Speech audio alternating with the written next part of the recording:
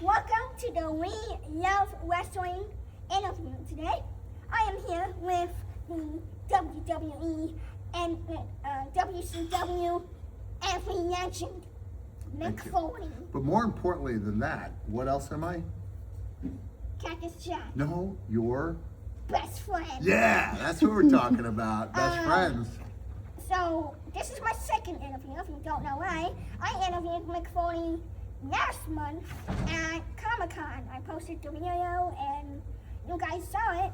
I got a lot of views too. It broke the internet. It broke the internet. Yeah, it so was now nice. we're doing it again. Nick, We thanks sure for are. having me on the show. Well, no, thank you. I mean, thank you for No, being here. I want to thank you for having me being here on your show. It's awesome. Really. I didn't see you when you were wrestling, but I saw Peacock. Oh, yeah, that's right, And because WWE you're 17, Netflix. so you would not have been alive. I saw Cactus Jack. Yeah. Saga. Who was your favorite of the three faces? Who was the most handsome of the three faces? You. Okay, thank you. But it's not an interview if you don't answer questions. Oh, So okay. let's I'll get put all the some small questions talk. ready. All right, I've been Well, putting my we can do place. small talk when we answer the questions. There you go. I like that. Okay, first of all, do you have any questions for me? Yes, I have two questions. Okay. Who is your favorite wrestler and why am I? I'm your favorite. Okay, well, you're kind of putting me in a pickle here. No, it's okay. You don't have to answer that. I want to know what it was that made you such a big wrestling fan. Honestly, I don't know, because I have a bad memory, so I don't remember the first time Okay. I watched wrestling, but I remember like back in 2020, no one, because that was when the pandemic started and no one didn't know what to do. Yeah, you're right. And I saw there's this thing called WWE, and I was like, oh, is that a website? Because WW, and I thought it was a W, but no, it's WWE, and I was like, what is that? And I And found it out. got you, right? You were hooked right away? I was hooked, and I actually saw you in my second match. And was it the cell match with The Undertaker? Yes, and when you were like, when you were chokeslam, Yeah. I actually had a question about that. Sure. You had a lot of stuff done to your body. Right. Obviously, you had Yes. thumbtacks, Yeah, barbed wire. I did. I did. Kenny likes the barbed wire. I did.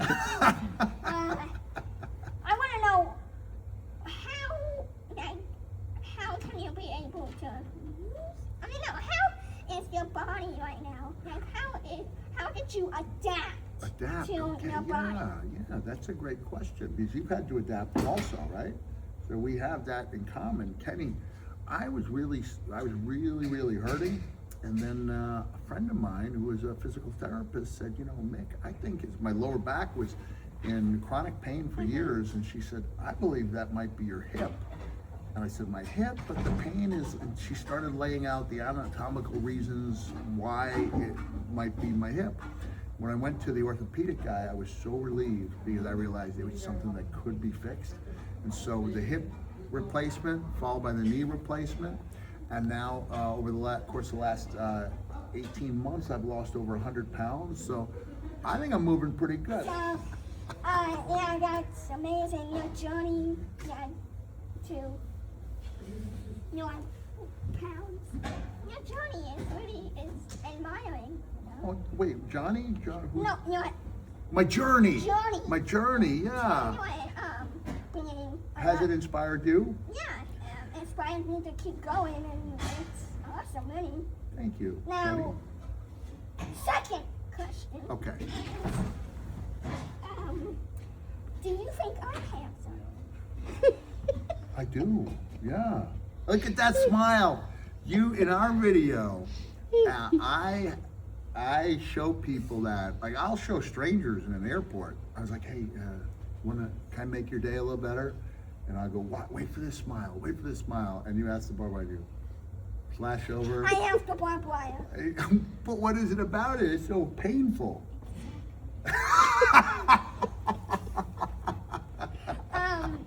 Now, fun question. The almost final one. Wait, what was the second question? Did I answer it? Oh yeah, how handsome am I? Oh, I'd say very handsome. Yeah. Did you expect our video to blow up so fast? Or were you like, man, I don't think this is gonna sell? Like, how? Which explosion was this? This was back in January when we did the first interview. Oh, you're not talking about a physical explosion. No, what was the mindset of us like blowing up on Instagram and YouTube? Oh, I was just happy to see it, you know. I just thought it was great. I loved it. I've watched it a handful of times by myself, and I showed it to Riley. You know, yesterday when I was like, oh, let me show Ryan it. was on the camera, so Yeah. that's the cameraman. We Yeah. also have Mia. Yeah, we're That's double my camera. It's sister. 2-camera shoot here. Yeah, we have double cameras. Yeah. You know, Riley, what you could maybe do is work in some close-ups, and then I'll have my guy do a little editing, right?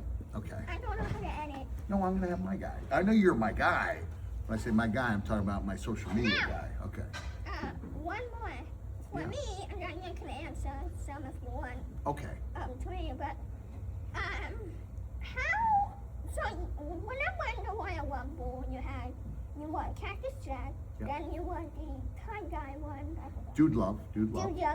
Then you were, your regular MickFoley. Well, was Well, no, there it's Mankind also. Mankind? Yeah, Cactus So- Jack, Mankind, Dude love. Was there any behind the scenes about that? And did you talk to Vince and be like, I think this could be a really good idea. Get me in the Rumble. You know, I wish I'd done that, but actually, I don't think I would have dared think I was important enough to be in it 3 times.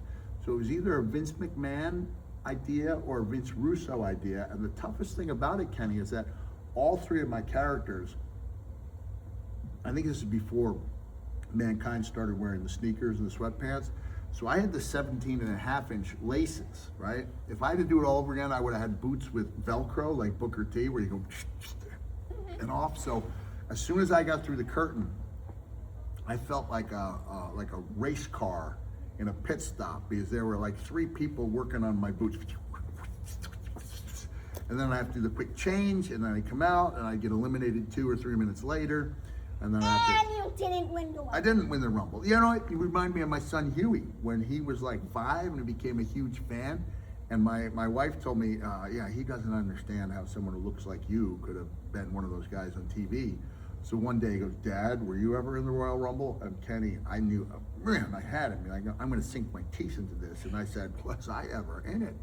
I was in it 3 times in one night as 3 different characters. You know what he said to me? What? You still couldn't win? Yeah. But listen, I want to make this a shock. I'm going to get a close-up, okay? Okay, what's up? Kenny, I'm Mick Foley, and I lose matches. I know. And I am to losing what Buzz Lightyear was to falling. To infinity and beyond. No, I'm thinking I did it with style, but to infinity beyond, it could be. Look at that. I love you. Anyway, one more question. Yes, I'm asking another question. One more question. One more question. So, actually, it's more like a 2-parter. Oh, okay, So, okay. I see where this is going. My first part is Cactus Jack. Yeah. We all love him. He's but- your favorite, right? Yeah, he was Okay, my favorite. Okay. My least favorite was Dude Love, sorry. Your least, well, you know what? You and Dude are going to have to work this out. So I'm going to insist you come over to the table and you take a photo with me as Dude Love. We could do that, Okay. but my first part of the Wait, question... hold on a second. You have to pretend to be more excited than that. I can't wait! So, my first part of my question was Cactus Jack. Take this seriously. Sorry. Take this seriously. Okay, so Cactus Jack, we love him. Yeah. What was like the backstory? Like, because you were wrestling a long time, and I want Cactus Jack. He's my favorite. Yeah. TNA and WCW Yeah. and WWE. But what was the backstory behind Cactus Jack, and Well- why did it become so popular? Yeah. Now, the backstory is that Dude Love was a character I created when I was 18 years old. And I did a couple of home movies. So it wasn't necessarily backyard wrestling. If anything, it was front yard wrestling. But the front yard wrestling was part of these 2 movies. One was called The Legend of Frank Foley, and the other was called The Loved One. So Kenny, when I started training as a wrestler, I knew I wasn't ready to fly as Dude Love yet. Like I had to take my, my baby steps. I had to get my wings going creatively. So I thought, what's a name I can pick out that's like a boring name, you know, that I can grow under?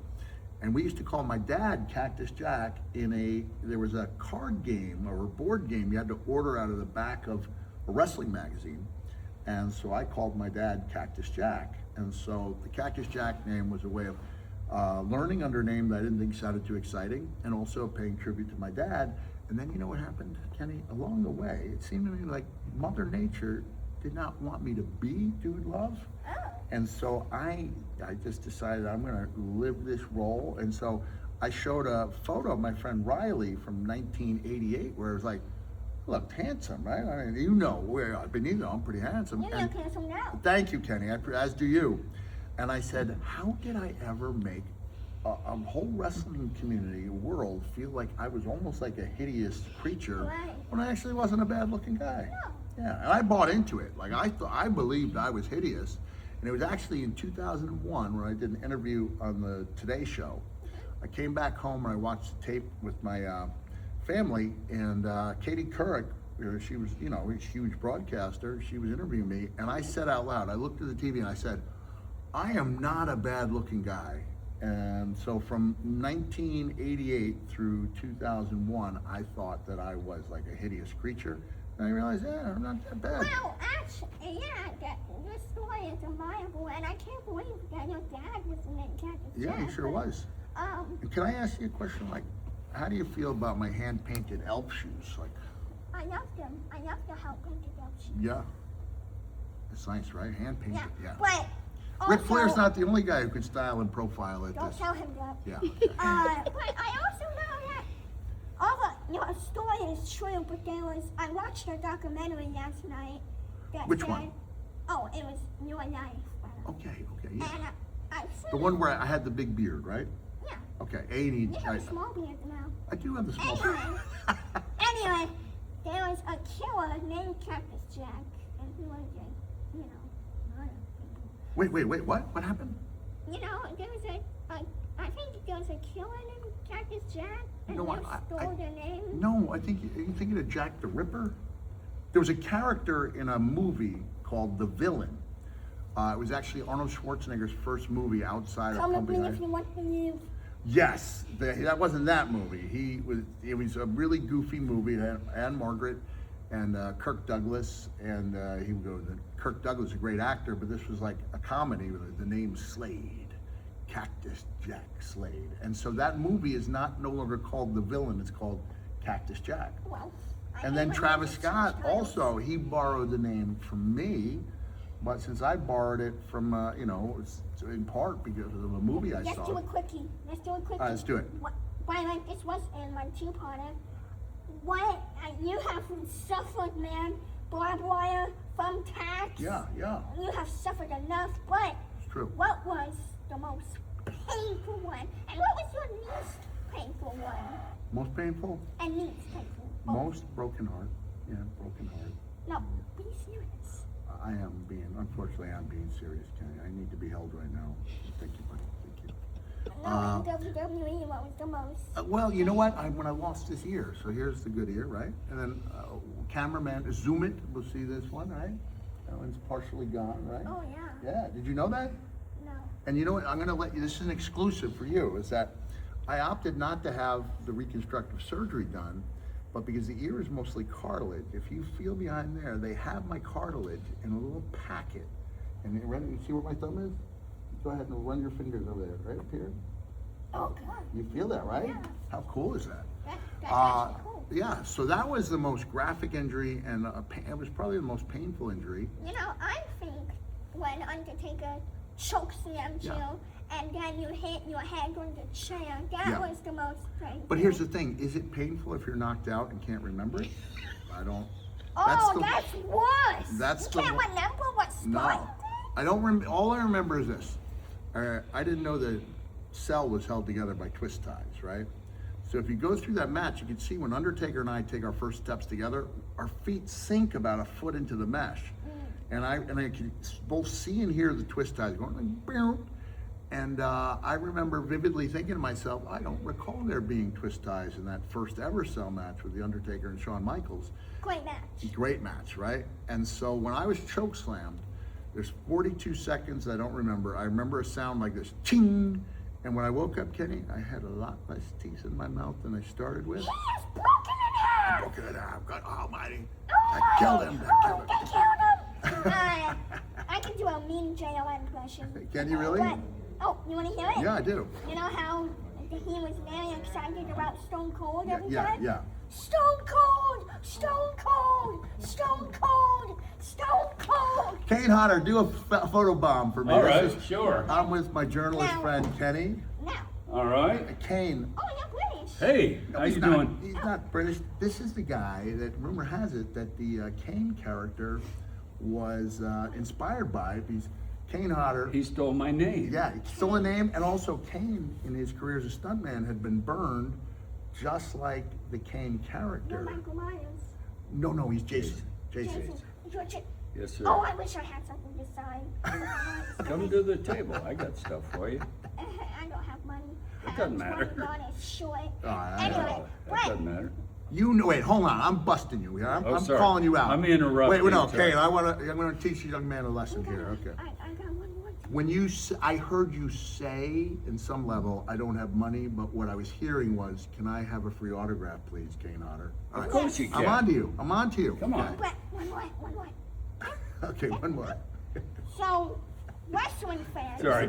Thanks, Kane. Sorry to interrupt. Don't He's the forget best. to sign it, please. Well, you have to come by his table. You gotta go by his table and take a Okay, photo. so- Okay. Come, Billy.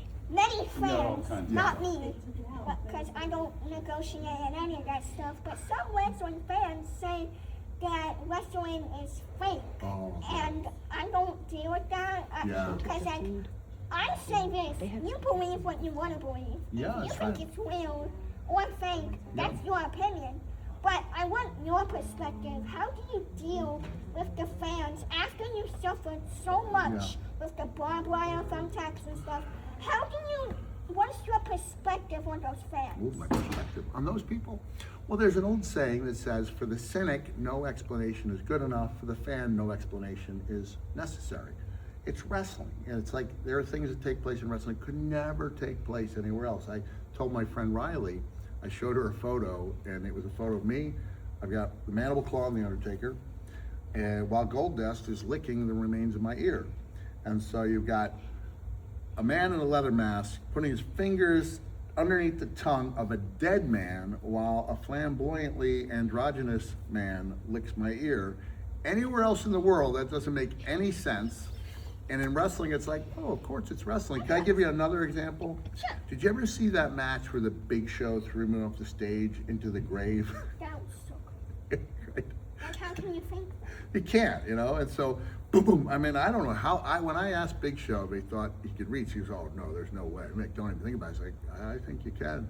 I think you can. And sure enough, we come out. It's not something you could ever practice, right? Well, do you feel heartbroken that people say it's fake? No, because after no. what you did? But here's the thing. Here's the thing, Kenny, is that when I broke in 1985, a lot of people, oh, is it fake? Is it fake?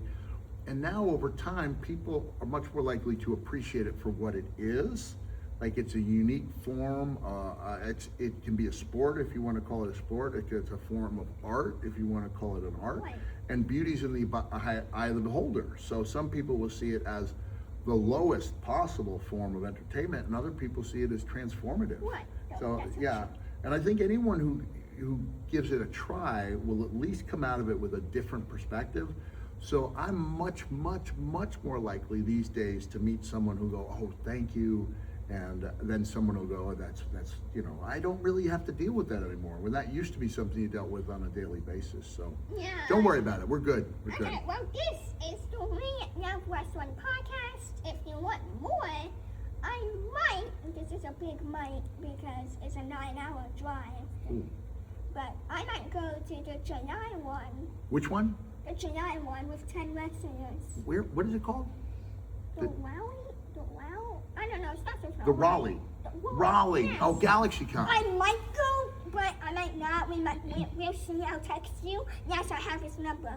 Don't spam me in the comments saying, Kenny, I want his number. I'm not giving it to you. But, by the way, is there something you want to say to, because there might be wrestlers watching this and there's new wrestlers that are just starting out. What do you want to say to those wrestlers? Because you were just like how you were a young star, and then you made it on top with Cactus Jack. Yeah, that's right. So what do you want to say to the wrestlers that might be watching this that aren't there on the Oh yeah, this is very important. We're gonna get philosophical here because I don't want to name names, but there were some amazing wrestlers who felt like their career wasn't successful because they weren't inducted into the WWE Hall of Fame. And I would say, don't let anyone else define for you what being a success is, right? We get to define that for ourselves. Like we talk about a WrestleMania moment, it's both specific to having a great wrestling moment at WrestleMania, but it's also moments in life where you can say, oh, that was my WrestleMania moment. This was my, and so Kenny, for example, when I do my one-man show, which I hope you can catch sometime, the cornerstone of that show is a story about a match I had with Terry Funk in 1995 in front of 150 fans. Not the big one. Were you scared of wrestling with that many people? Yeah, was I scared of it? Well, you have to get in a deeper zone, right? And there's a great, going along the lines of what I was saying about not defining, letting other people define for you being a success is, I love this story about Hacksaw Jim Duggan coming back after, yeah, nice guy, right? Yeah, Yeah, really good nice. guy, yeah. He's like a not as attractive version of me. Yeah. Oh, he's No, not don't even- tell anyone. not If even he close. sees No, this, I'm sorry. Not even in my league, Jim, as far as being Oh! handsome. Yeah, no, yeah. Anyway, continue on. He came back and he had either the first or second match in the card in front of 93,000 fans, and all the wrestlers wanted to know, Jim, what was it like to look out there? And he said, brother, I didn't have my glasses on, but those first 3 rows look good. And so, listen, you know, like you've seen me when I've had big lines, and now the line is kind of over for the day. But what that allows me to do is have this interview with you, have better interactions with people. So true. So don't ever let a crowd size dictate for you the importance of a match. This is coming from a guy who's proudest of a match he did in front of 150 people. I love you, man. I think that's really admirable. I thought you were gonna say you love me as a person. I It's just the love you work. as a person. It's just the work. I love you as a person. I'm not. This is not in the work. The worst And interview ever. I'm This is the most sorry. pain I've ever been in. Okay, but- This interview's over. Okay, this is the We Love Wrestling podcast. I love you guys. And What about me, Kenny? I love you too. And I might meet Mick Foley in the galaxy. Hold on. Your We heart. can't leave it like this. Bring it in. Bring Yeah, it put in. it in. Put Bring it it in. in. There That's you the go. end of the podcast. All right. Who's your friend? Yeah. Yeah. All right. You rule, Kenny. It's Cactus Jack. Bye-bye. Bye-bye.